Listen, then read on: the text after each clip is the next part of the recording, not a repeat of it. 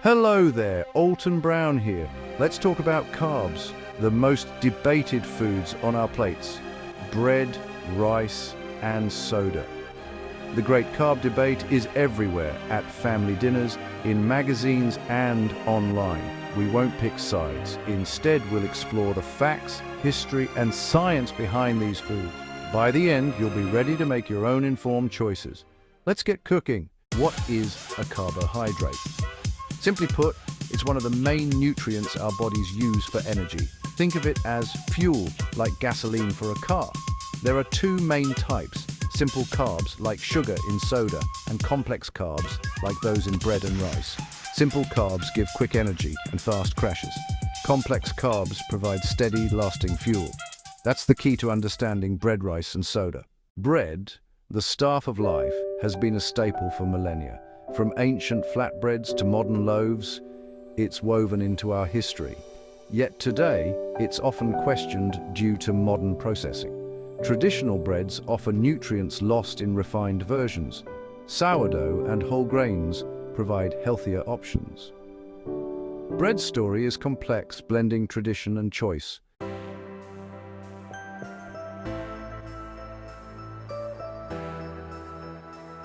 Rice is the humble grain that feeds billions, a staple across Asia, Latin America, and Africa. From sushi to biryani, it's the canvas for countless dishes. While white rice is popular, brown rice offers more fiber and nutrients.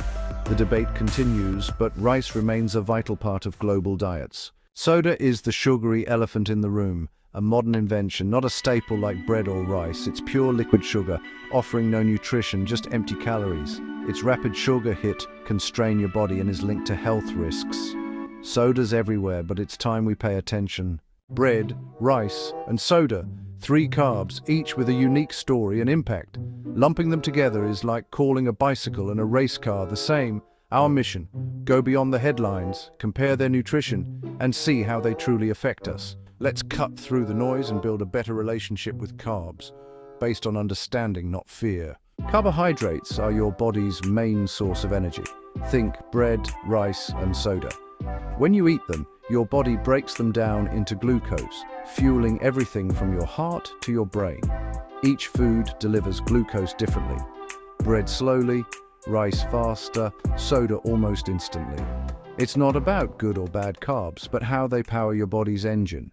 Simple carbs are the fast and the furious of the carb world. With their basic structure, they're absorbed quickly, giving you a rapid energy surge. Think soda, white bread, and candy. But that sugar rush is often followed by a crash, leaving you tired and craving more. That's why simple carbs, especially in soda and processed foods, are at the center of health debates. If simple carbs are sprinters, complex carbs are the marathon runners, slow and steady, fueling you for the long haul. Their intricate structure means your body digests them slowly, giving you steady energy without sugar spikes or crashes. Found in whole grains, beans, and starchy veggies, complex carbs are the foundation of healthy diets worldwide. The glycemic index, or GI, is like your body's speedometer for sugar. It ranks foods from 0 to 100 by how quickly they spike your blood sugar. White bread and soda are high, while whole grains and veggies are low. Choosing low GI foods helps keep your energy steady and supports long-term health. Fiber, the unsung hero of the carbohydrate world, deserves the spotlight. It's a unique, complex carbohydrate that our body can't digest, yet it performs magic in our digestive tract. Soluble fiber forms a gel, slowing digestion and sugar absorption. Insoluble fiber acts like a scrub brush, promoting regularity. A diet rich in both types of fiber is essential for health. Your brain is a true glucose glutton, using 20% of your body's energy, even though it's just 2% of your weight. Complex carbs, like oatmeal or whole grain bread, give your brain the steady fuel it craves for focus and mood. But sugary foods? That's like putting cheap fuel in a high-performance engine. Your brain won't run its best. There's a lot of confusion about carbs. Myths like carbs make you fat or all white foods are bad just aren't true. It's not carbs themselves, but over-consuming refined carbs, that's the issue. Focus on whole grains, fruits and vegetables for energy and nutrients and enjoy carbs as part of a balanced diet. Bread is more than just food. It's a cornerstone of civilization, a symbol of community, and a foundation of countless traditions. From ancient flatbreads to modern loaves, every culture has its own story to tell through bread. But how did this ancient staple become a source of modern debate? Let's find out. To understand the bread debate, let's dissect a wheat grain. Whole wheat contains the bran, germ, and endosperm packed with fiber, vitamins, and healthy fats. But modern milling strips away the bran and germ, leaving mostly starch. That's why whole wheat bread is more nutritious than white bread. They may look similar, but nutritionally, they're worlds apart. Bread has been a staple for centuries, and for good reason. Whole grain bread gives us lasting energy, fiber, and essential nutrients. It's convenient, affordable, and perfect for quick, balanced meals. And let's not forget the simple joy of sharing fresh bread together. Modern, mass-produced white bread is soft, squishy, and convenient. But it's made from refined flour, spikes blood sugar, and is packed with additives. It's easy to overeat, crowds out healthier foods, and lacks the fiber and nutrients our bodies need. That's the case against modern bread. Sourdough complicates bread in a wonderful way. It's not a flour, but a leavening method. A living culture of wild yeasts and bacteria makes it rise. This fermentation gives sourdough its tangy flavor and nutritional benefits. True sourdough requires long fermentation. Choose artisan or homemade for full benefits. We can't discuss bread without mentioning gluten, a small protein causing big debates. Gluten is found in wheat, barley, and rye. It forms an elastic network, giving bread its texture. For some, gluten causes health issues. Celiac disease requires a strict gluten-free diet. Many feel better avoiding wheat, validating their experience. The bread aisle is full of confusing labels. Multigrain wheat made with whole grains. But don't be fooled. Always check the ingredient list. Look for 100% whole wheat or whole grain as the first ingredient. Simpler is better. Just whole wheat flour, water, yeast, and salt. Ignore the front, read the back, and you'll pick a better bread every time. Wheat may be king, but the world of bread is vast and diverse. From rye and pumpernickel to gluten-free options made with rice, buckwheat, or cornmeal, there's a bread for every taste and need. Exploring these breads connects us to global traditions and reminds us there's no single best bread, just endless delicious possibilities.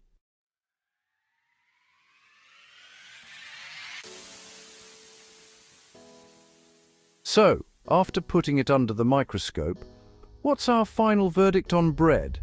Is it a wholesome staff of life or a modern dietary demon? The truth, as is so often the case in nutrition, is that it depends entirely on the bread you choose. To paint all bread with the same brush is a massive mistake. The fluffy, mass-produced white bread made from refined flour is, nutritionally speaking, a world away from a dense, chewy loaf of 100% whole-grain sourdough. One provides a quick hit of starch with little else, while the other offers sustained energy, fiber, vitamins, and minerals. Bread isn't one thing, it's a spectrum. The primary issue with bread in the modern diet is the prevalence of the highly refined varieties. These breads have been stripped of their most valuable components in the name of shelf life and a soft texture.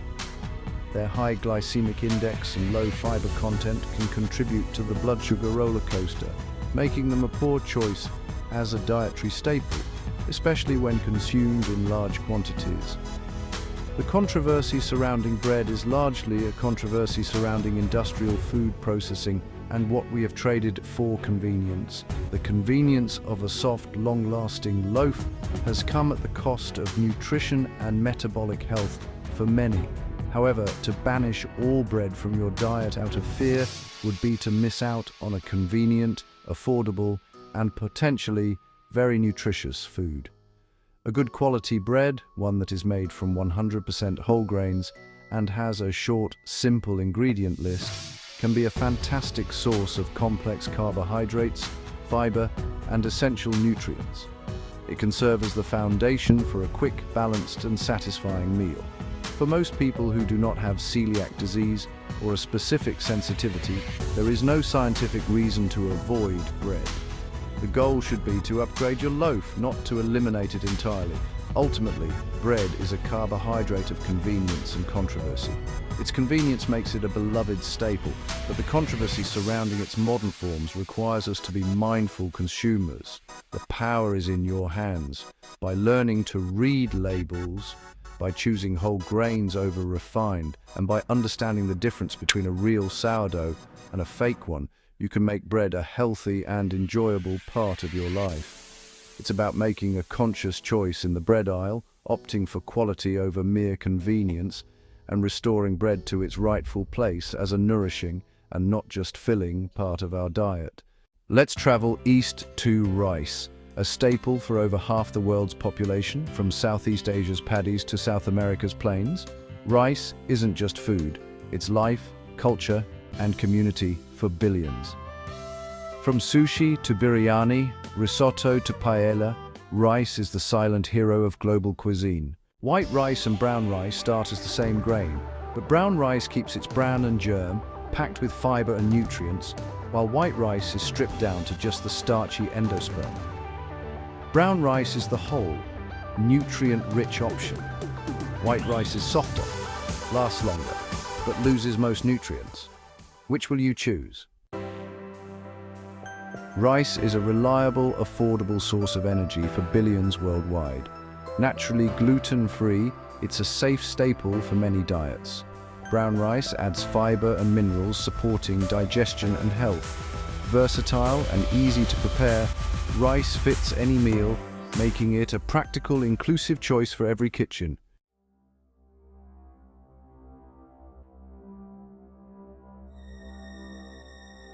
Now let's turn our attention to the case against rice, which is almost entirely a case against refined white rice. The primary issue, as we've established, is its high glycemic index. Because the fiber-rich bran has been removed, the starch in white rice is broken down and absorbed into the bloodstream very quickly. This causes a rapid surge in blood glucose levels, prompting a large release of insulin from the pancreas. Regular consumption of high GI foods like white rice can put a continuous strain on this system, and numerous large-scale studies have linked diets high in white rice to an increased risk of developing type 2 diabetes. This metabolic effect is the central reason why white rice has come under fire from health experts. The empty calories from the refined starch provide energy, but they do so in a way that can disrupt the body's delicate blood sugar balance. Unlike brown rice, which provides a slow and steady release of energy, the quick spike and subsequent crash from white rice can lead to energy slumps, fatigue, and increased hunger shortly after a meal. This can create a cycle of overeating and craving more fast-digesting carbohydrates, which can contribute to weight gain over time, especially for individuals who are sedentary. Furthermore, the refining process strips white rice of its nutritional value. While it provides calories, it offers very little in the way of vitamins, minerals, or fiber. It's a food that fills you up without providing much nourishment. This can be particularly problematic in diets where white rice is the main source of calories, as it can displace more nutrient-dense foods. If a large portion of your plate is taken up by refined rice, there is less room for vegetables, legumes, and lean proteins that provide the essential nutrients your body needs for long-term health. The issue is not just what white rice is, but what it replaces. Some countries have tried to address this nutritional shortfall through fortification, a process similar to the enrichment of white flour. In this process, a fine powder containing vitamins and minerals like iron and folic acid is applied to the rice grains. However, this fortification is not universal, and it doesn't replace all of the nutrients that were lost, most notably fiber and magnesium. While it can help prevent certain deficiencies, it doesn't turn white rice into a whole food. The fundamental problem remains. White rice is a processed grain that has had its best parts removed for the sake of texture and shelf life.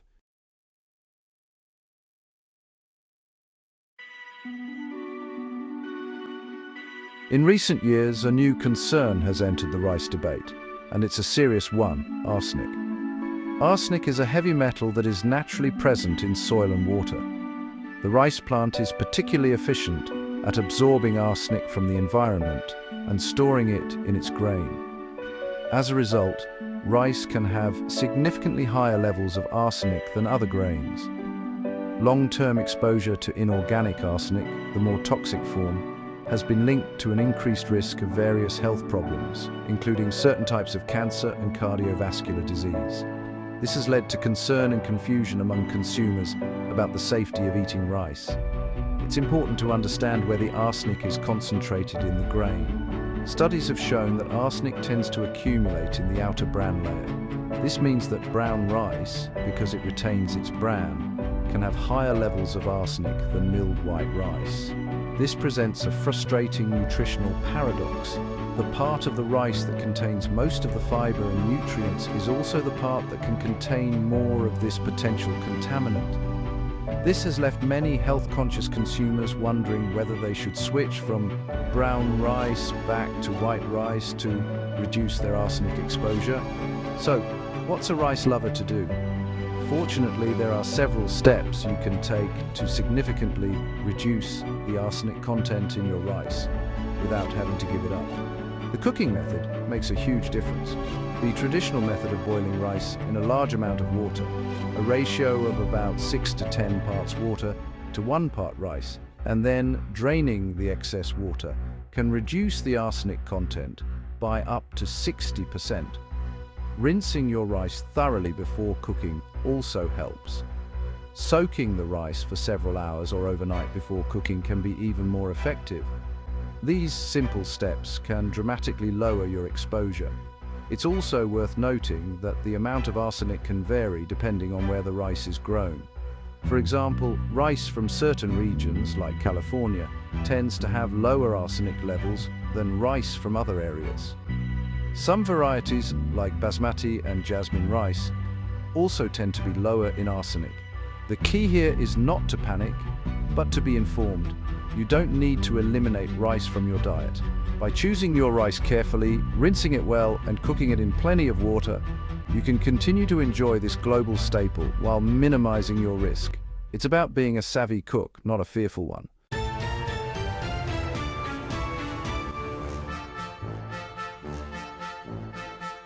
While we've been painting with a broad brush, it's important to recognize that the category of white rice is itself incredibly diverse. Lumping all white rice varieties together is an oversimplification. Different types of rice have different starch compositions, which can affect their texture, flavor, and most importantly, their glycemic index.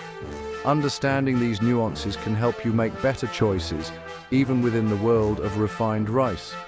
The two main types of starch in rice are amylose and amylopectin. The ratio of these two starches determines how the rice behaves when cooked and how it's digested. Let's look at long-grain white rices like basmati and jasmine. These are the fragrant, fluffy rices popular in Indian, Pakistani, and Thai cuisine. They tend to be higher in a type of starch called amylose. Amylose is a long, straight starch chain that doesn't gelatinize as much during cooking. This is why these rices cook up into separate firm grains. Because of this structure, amylose is digested more slowly than other starches. As a result, long-grain rices like basmati typically have a lower to medium glycemic index compared to other white rices. This makes them a relatively better choice from a blood sugar perspective. On the other end of the spectrum are the short grain and medium grain rices, such as arborio rice used for risotto or the short grain rice used for sushi. These varieties are higher in a different type of starch called amylopectin. Amylopectin is a highly branched starch molecule that breaks down very easily during cooking, which is what gives these rices their characteristic sticky, creamy, or clumpy texture. Because it is so easily broken down, amylopectin is digested very rapidly, giving these types of rice a much higher glycemic index. This is why a bowl of sticky white rice will spike your blood sugar more dramatically than a bowl of fluffy basmati rice. This knowledge gives us a more sophisticated way to navigate the rice aisle. While brown rice is still the champion in terms of fiber and overall nutrition, if you are going to choose white rice, opting for a long-grain variety like basmati is a smarter choice for managing blood sugar. It demonstrates that even within the category of refined carbohydrates, there are degrees of difference. Not all white rice is created equal. By paying attention to the variety, you can make a more informed decision that better suits your health goals, allowing you to enjoy the texture and flavor of white rice in a more metabolically friendly way. Rice isn't just brown or white. There's a whole rainbow of varieties, each with unique colors, flavors, and nutrients. Black rice, once reserved for emperors, is rich in antioxidants and fiber. Red rice offers a nutty flavor and more nutrients. Wild rice, technically a grass, is high in protein and has a robust earthy taste. Explore rice's rainbow for delicious healthy meals. We've debated rice's colors and pitfalls, but context is everything. In healthy Asian diets, rice is just one part of a balanced plate, paired with vegetables, protein, and healthy fats. Keep portions small, about a fist-sized serving. Pair rice with veggies and protein, and it becomes a healthy, satisfying part of your meal.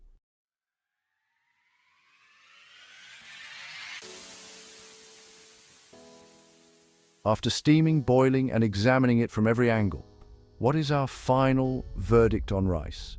Much like bread, the answer is nuanced. Rice is not a simple hero or villain. It is a grain of immense global importance, with a complex nutritional story.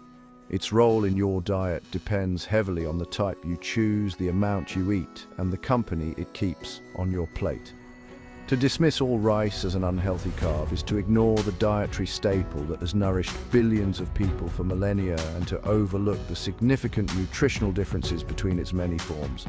The key is to be a discerning consumer.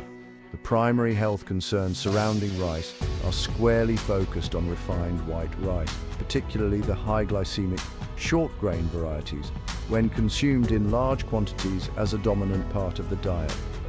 The refining process strips away valuable fiber and nutrients, leaving behind a fast-digesting starch that can challenge your body's blood sugar control.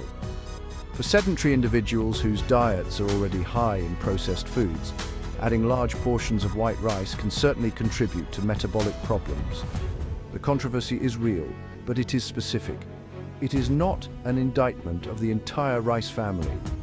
On the other hand, whole-grain rice varieties like brown, black, and red rice are nutritional powerhouses. They are packed with fiber, minerals, and protective antioxidants, offering slow-release energy and a host of health benefits.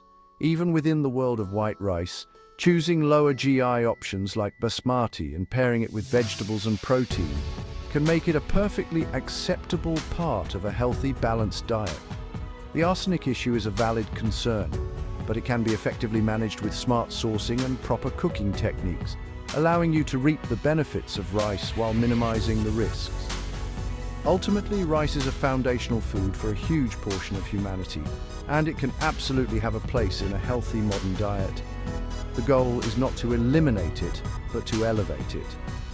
This means prioritizing whole grain versions whenever possible, controlling your portions, and building a balanced plate where rice is a team player, not the solo star. By understanding the science and embracing the context, you can move past the fear and confusion. You can appreciate rice for what it is, a versatile, affordable, and deeply significant global grain that, when chosen and prepared wisely, can continue to nourish us for centuries to come.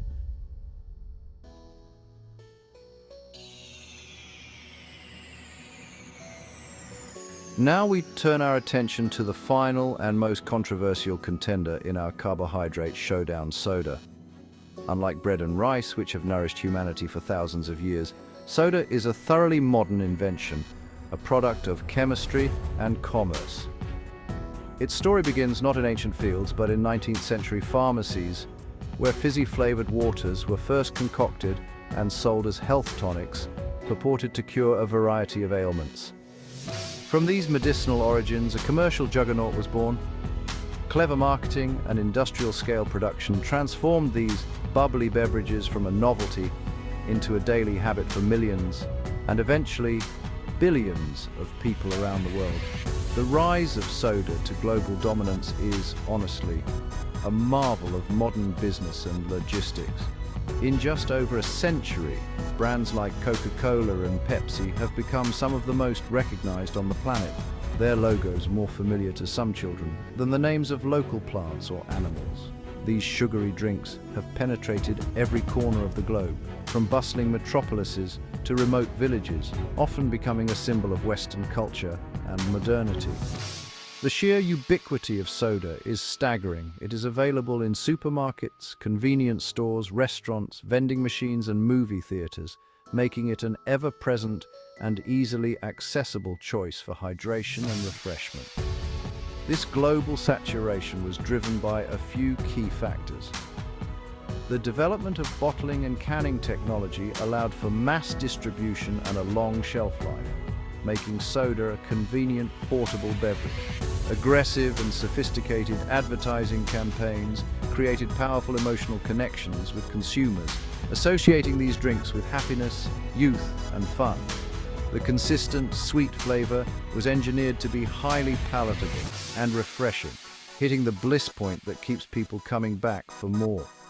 This combination of availability, marketing, and engineered appeal created a perfect storm for explosive growth, embedding soda deeply into our cultural and culinary landscapes. Unlike bread and rice, soda has no claim to being a staple food. It was never intended to be a source of nourishment. It is a product designed purely for pleasure and profit. Yet due to its immense popularity and high sugar content, it has become a significant source of carbohydrates and calories in the modern diet for many people. This makes it a unique and important subject in our investigation. It is a carbohydrate source not by tradition or necessity, but by choice and by habit, and understanding its effects on our health is absolutely critical in the context of the great carb debate.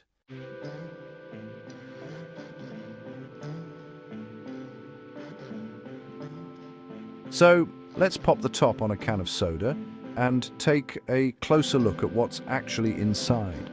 If we were to perform a chemical breakdown, the ingredient list would be surprisingly short and simple, yet its implications are profound. The number one ingredient by volume is, of course, carbonated water. This is simply water that has been infused with carbon dioxide gas under pressure, which is what creates the signature fizziness and tingle. While carbonated water itself is harmless, it's the ingredients that are dissolved into it that are the source of all the controversy and health concerns that surround these popular beverages. The next and most significant ingredient is the sweetener. In most regular sodas, this comes in the form of a massive dose of sugar. A standard 12-ounce can of cola typically contains around 39 grams of sugar. To put that into perspective, that's almost 10 teaspoons of pure sugar dissolved into a single drink. This sugar is usually either sucrose, regular table sugar, or more commonly in the United States, high fructose corn syrup. Both are simple sugars that are composed of a mixture of glucose and fructose, and both are metabolized very rapidly by the body, providing a quick but nutritionally hollow source of energy. After water and sugar, we have the flavorings and colorings. In a cola, this includes phosphoric acid, which provides a sharp, tangy taste, and caramel color, which gives the drink its classic dark brown hue. Other sodas will use different acids, like citric acid in lemon-lime drinks, and a wide array of natural and artificial flavors and colors to create their unique taste and appearance. While these are generally approved for consumption, they contribute nothing in the way of nutrition and are purely for sensory appeal. Some sodas, particularly colas, also contain caffeine, a stimulant that can add to the drink's appeal and potentially contribute to habitual consumption. And that's pretty much it. When you dissect a can of soda, what you find is carbonated water, a large amount of simple sugar, some acids for tang, artificial colors and flavors, and sometimes caffeine. What's conspicuously absent is anything of nutritional value. There is no fiber, no vitamins, unless they are artificially added in trace amounts, no minerals, no protein, and no healthy fats. It is a beverage engineered for maximum taste and refreshment with a complete disregard for nutrition. This makes it the ultimate example of what nutritionists call empty calories, a term we will explore in much greater detail.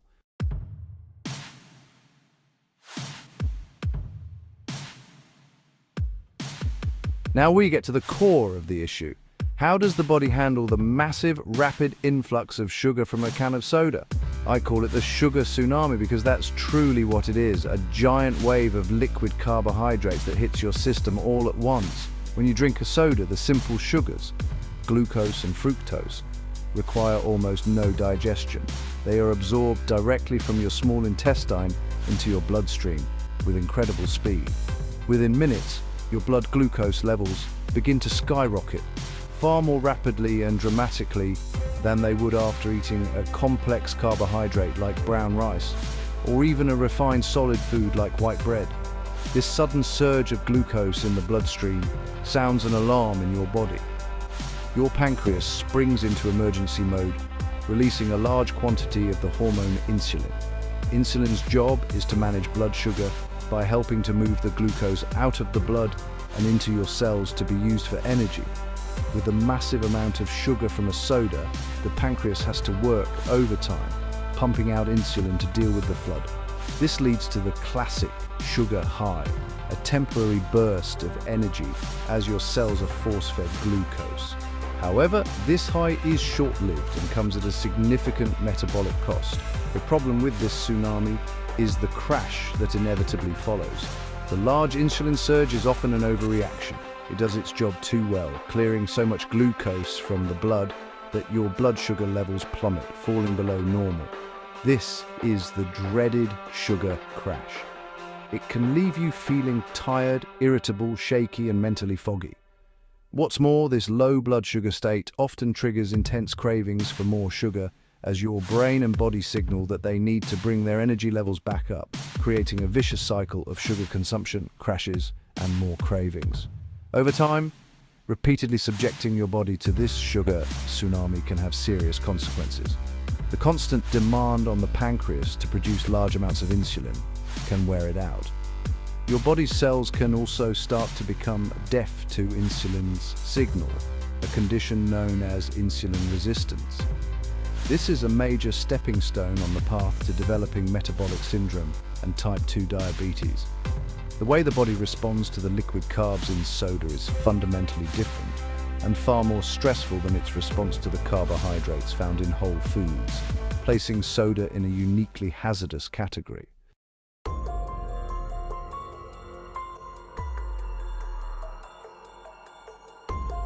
We've used the term empty calories a few times, so let's define exactly what that means. A calorie is a unit of energy, and all foods with calories provide energy. However, the concept of empty calories refers to foods that supply a lot of energy, calories, but provide little to no other nutritional value. They are devoid of the vitamins, minerals, fiber, protein, and healthy fats that your body needs to function, grow, and repair itself. Soda is the poster child for empty calories. A 12-ounce can contains about 150 calories, almost all of which come from sugar, with absolutely no other redeeming nutritional qualities. The problem with consuming empty calories, especially in liquid form, is that they don't contribute to satiety, which is the feeling of fullness and satisfaction you get after eating. Your body's appetite-regulating hormones don't register liquid calories in the same way they register solid food. You can drink a 150-calorie soda and not feel any less hungry than you did before. This means you are likely to consume the same amount of food at your next meal as you would have otherwise. The calories from the soda are simply added on top of your regular intake, making it incredibly easy to create a calorie surplus and gain weight over time. This lack of satiety is a major reason why high consumption of sugary drinks is so strongly linked to weight gain and obesity, It's a stealthy way of consuming hundreds of extra calories per day without even realizing it. Imagine drinking 2 or 3 sodas a day. That could add 300 to 450 extra non-satiating calories to your diet. Over the course of a week, that's a significant surplus that can easily lead to an increase in body fat. The energy from the soda is either burned off immediately or, more likely, converted by the liver into fat for storage, contributing directly to weight gain. This displacement effect is also a major concern. When people, especially children and teenagers, fill up on soda, it often displaces more nutritious beverages like milk or water from their diet. This means they are not only consuming a large amount of sugar and empty calories, but they are also missing out on the essential nutrients found in healthier drinks, such as the calcium and vitamin D in milk, which are crucial for bone health. The consumption of empty calories is a double-edged sword. It adds something harmful while simultaneously pushing out something beneficial, leading to a poorer overall diet quality.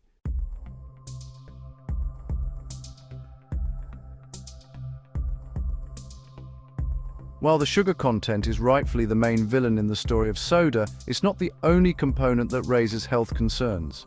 Let's talk about the acids. Many sodas, particularly colas and other dark-colored drinks, contain phosphoric acid. This is added to provide a sharp, tangy flavor that cuts through the intense sweetness.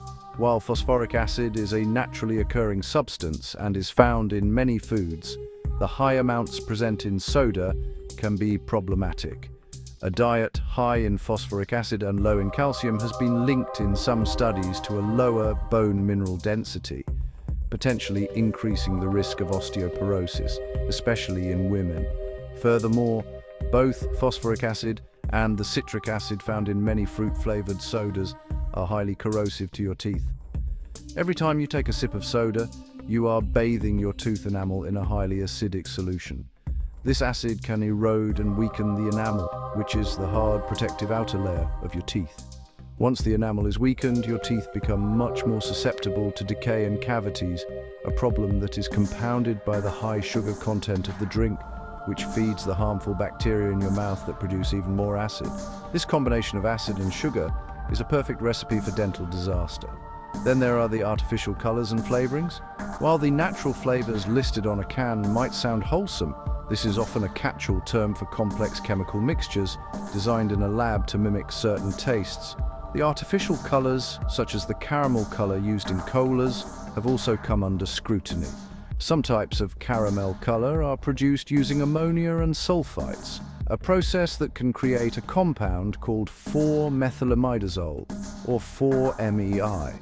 Some studies have suggested that 4-MEI may be a potential carcinogen, leading consumer advocacy groups to call for stricter regulations on its use in food and beverages. Finally, we have the caffeine content in many popular sodas. While a moderate amount of caffeine can have some benefits, such as increased alertness, the caffeine in soda is often consumed by children and adolescents who are more sensitive to its effects. It can interfere with sleep patterns, cause jitteriness and anxiety, and lead to a cycle of dependence. The combination of a sugar rush and a caffeine jolt creates a powerful psychoactive experience that can encourage habitual consumption. When you consider all these factors together, it's clear that the health concerns associated with soda extend far beyond just its sugar content.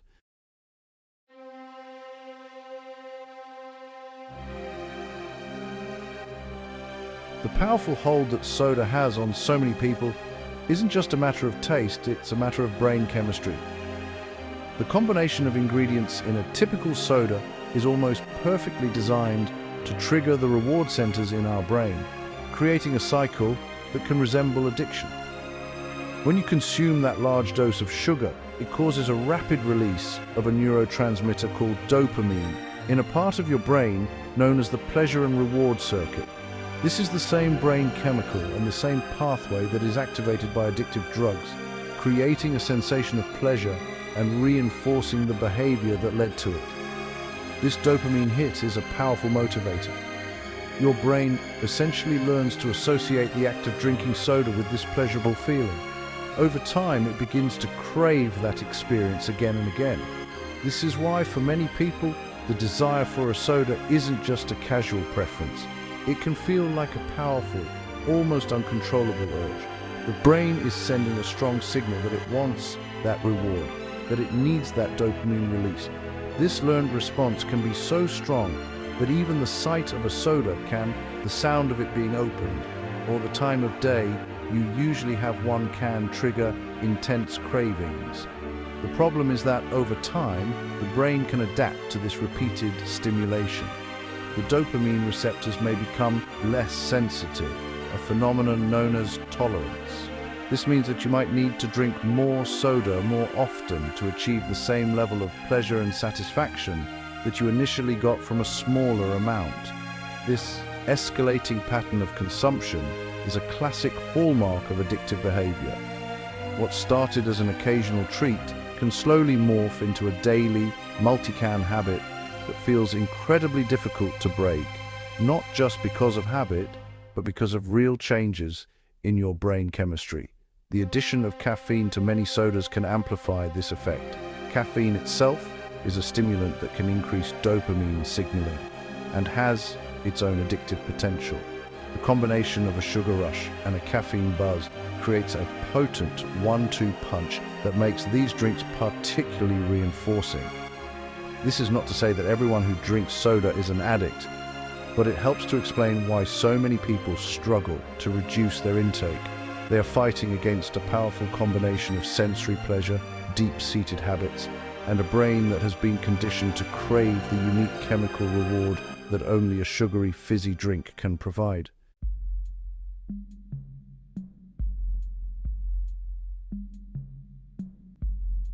Diet soda was marketed as the guilt-free answer to sugary drinks.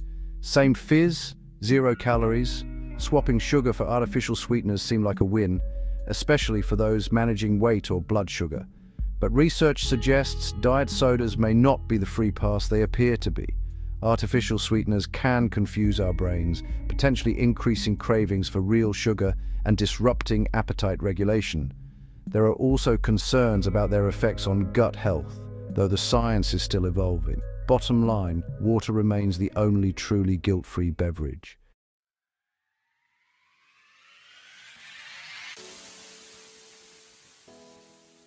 Cutting back on soda is tough but doable with the right approach. Start by identifying when and why you reach for soda. Habit, caffeine, or fizz. Gradually reduce portion size and frequency, or dilute soda with sparkling water. Replace the ritual. Try sparkling water with fruit, or switch to unsweetened tea or coffee for caffeine. Make soda less accessible, don't keep it at home, and choose water when out. Carry a water bottle to stay hydrated and break the habit loop. With persistence, you'll build healthier routines and see real benefits.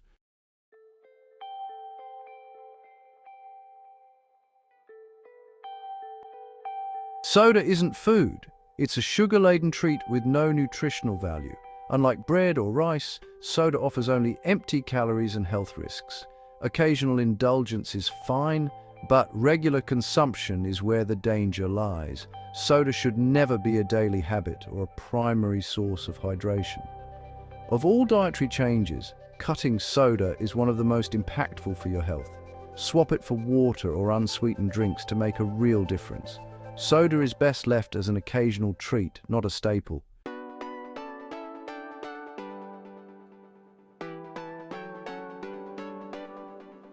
Welcome to the Carb Showdown. Bread, rice, and soda go head-to-head.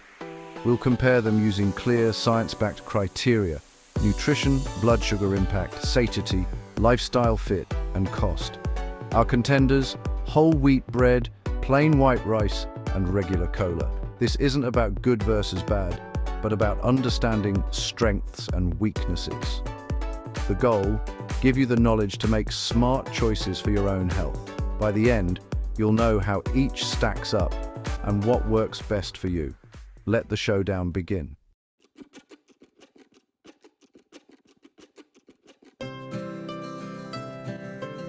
Let's break down the nutrition of each contender. Whole wheat bread delivers fiber, protein, B vitamins and minerals. Real nourishment.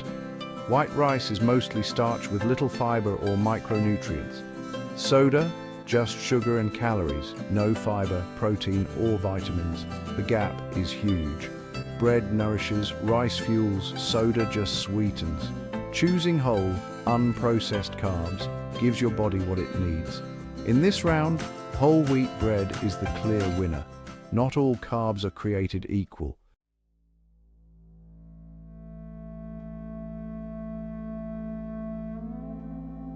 Next, let's see how these carbs affect your blood sugar.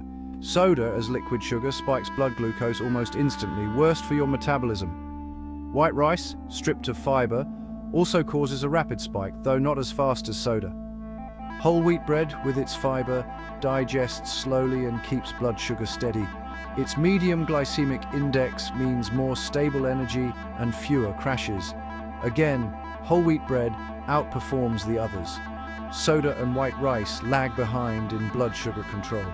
For steady energy, whole grains win the round. When it comes to feeling full after a meal, not all carbs are equal.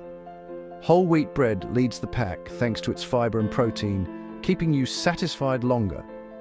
White rice fills you up briefly, but hunger returns fast. Soda, with no fiber or protein, barely registers, making it easy to overconsume. So, for lasting fullness, whole wheat bread is the clear winner. In real life, bread is the go-to for quick, balanced meals on busy days, while rice shines at shared, home-cooked dinners. Soda? Save it for rare celebrations. Think of it as a treat, not a daily drink. Each has its place, depending on your lifestyle and the moment. The cost of our food choices impacts both our wallets and our health.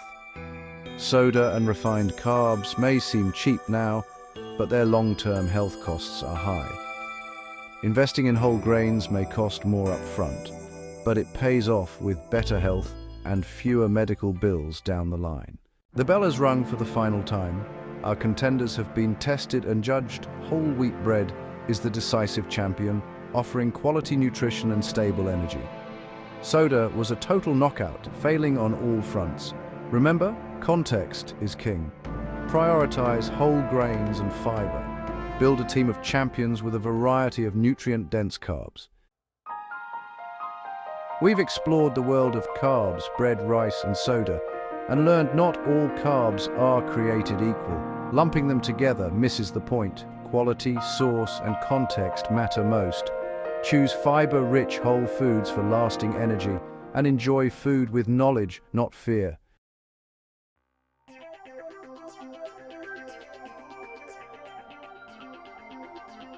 If I could distill our entire lengthy exploration down to a single golden rule, it would be this: prioritize the quality of your carbohydrates over the quantity. For too long, the diet world has been obsessed with numbers, counting grams of carbs, tracking calories, and adhering to strict macronutrient ratios. While these can be useful tools for some, they often miss the bigger, more important picture. 100 calories from a can of soda and 100 calories from a bowl of black rice might be equal in a laboratory bomb calorimeter, but they are worlds apart in the complex biological laboratory of your body. The quality of the source is paramount. What defines a high-quality carbohydrate? As we've seen time and time again, the answer lies in its structure and its original packaging. A high-quality carb is one that comes as close as possible to its natural whole food state. It is a carbohydrate that is packaged with the fiber, protein, vitamins, minerals, and phytonutrients that nature intended. This is why whole grain bread and brown rice consistently outperformed their refined white counterparts in our showdown. The fiber slows down digestion, the nutrients support your body's processes, and the entire package promotes health, rather than just providing empty energy. This golden rule encourages a shift in focus. Instead of asking, how many carbs can I have? You start asking, how can I improve the quality of the carbs I eat? This is a much more powerful and sustainable approach to healthy eating. It's not about deprivation, it's about making smart upgrades. It means choosing the 100% whole wheat bread over the white bread.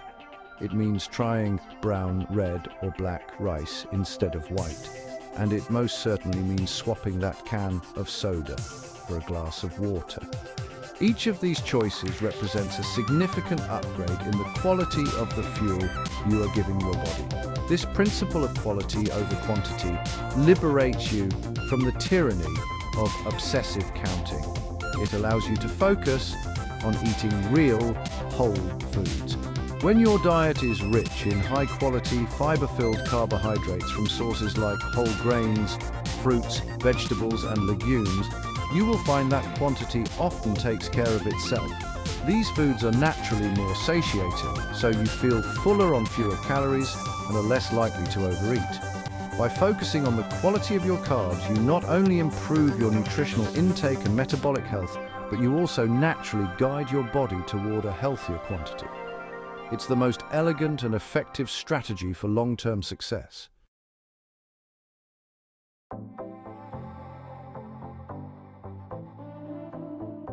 There's no one-size-fits-all for carbs. It depends on your life. Your activity level dictates your carb needs. Athletes need more carbs than sedentary workers. Less active? Focus on smaller, high-fiber portions. Enjoy a diet that fits your culture and preferences.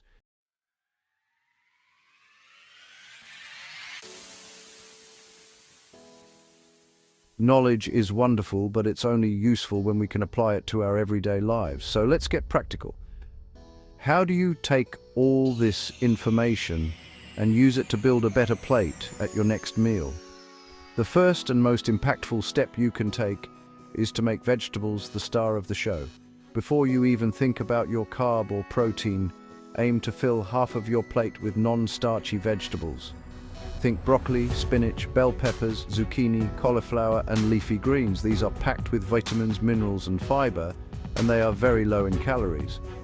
This simple visual cue automatically helps control the portions of the more calorie-dense items on your plate. Next, let's address the carbohydrate portion. Based on our findings, your goal should be to choose a high-quality, whole grain or complex carbohydrate. This is where you would place your serving of brown rice, your slice of 100% whole wheat bread, or other excellent choices like quinoa, barley, or a small baked sweet potato.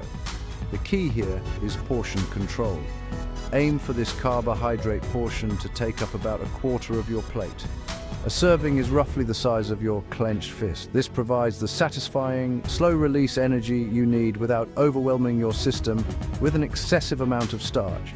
The remaining quarter of your plate should be dedicated to a source of lean protein. This could be grilled chicken or fish, eggs, tofu, lentils, or beans.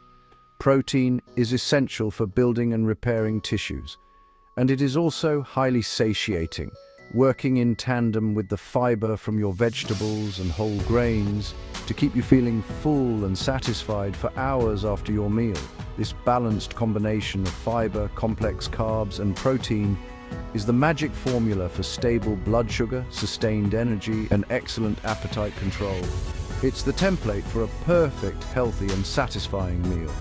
Finally, don't forget to incorporate healthy fats.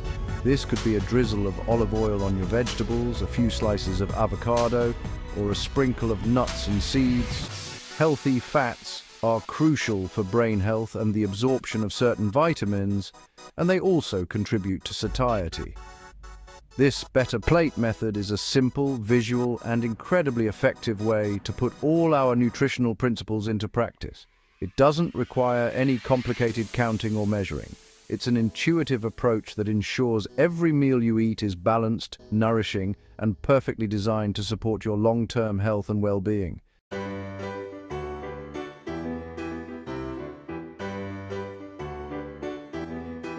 Throughout this essay, we have focused intensely on our three main contenders: bread, rice, and soda. This was a useful exercise to illustrate the core principles of carbohydrate quality. However, it would be a disservice to leave you with the impression that these are your only options. The world of carbohydrates is vast, diverse, and full of incredibly delicious and nutritious choices that go far beyond our big three. One of the most exciting steps you can take on your health journey is to branch out and explore this wider world of wholesome carbs. Let this be an invitation to culinary adventure. Let's start with the ancient grains. Quinoa, which is technically a seed, has become incredibly popular for good reason. It's a complete protein, meaning it contains all 9 essential amino acids, and it's packed with fiber and minerals. Other ancient grains like millet, amaranth, and sorghum are naturally gluten-free and offer unique flavors and textures. Barley is another fantastic choice, particularly rich in a type of soluble fiber called beta-glucan, which is excellent for heart health. Farro, with its delightful chewiness and nutty flavor, is another wonderful ancient wheat variety that makes a great substitute for rice in salads and grain bowls. Don't forget about the humble legumes. Beans, lentils, and chickpeas are true nutritional superstars.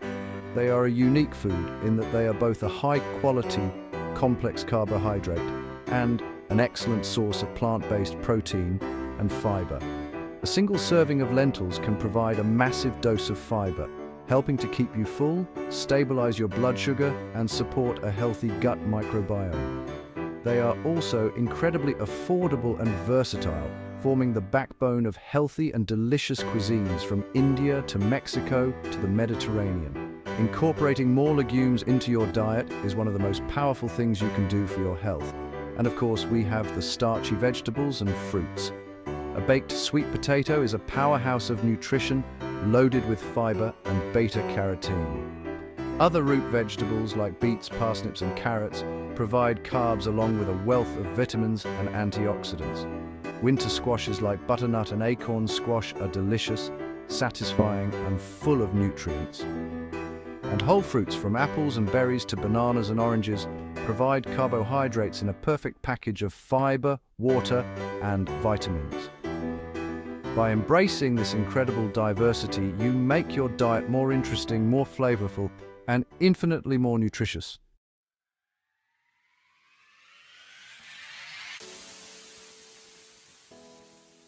We have reached the end of our road together.